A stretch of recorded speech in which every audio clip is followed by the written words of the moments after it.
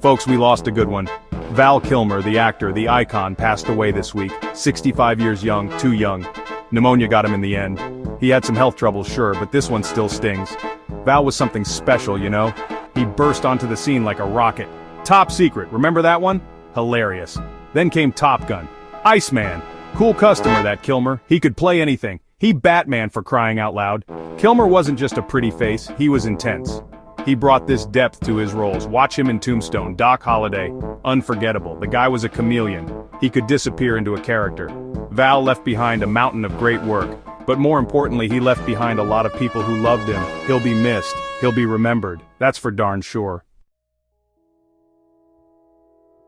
Kilmer didn't start in Hollywood, you know. Grew up in Los Angeles, a California boy through and through. But he studied acting, the real deal. Juilliard School. That's where the magic started. He got his big break in the 80s. Comedies, dramas, he did it all. Real genius, Top Gun, the guy was on fire. He became a heartthrob, those eyes, that smile, the ladies loved him. Then came Batman. Can you imagine the pressure, stepping into those shoes?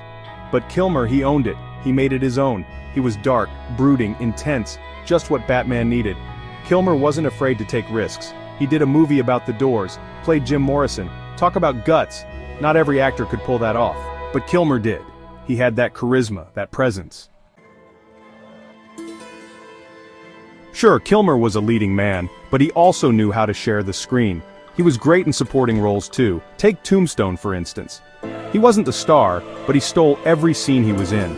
He played Doc Holliday, sickly gunslinger.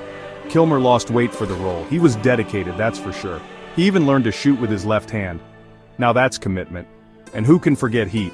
Al Pacino, Robert De Niro, and Val Kilmer. Talk about an all-star cast. Kilmer held his own with the best of them. He was electric on screen. Kilmer worked with some of the biggest names in Hollywood. Oliver Stone, Michael Mann, Tony Scott.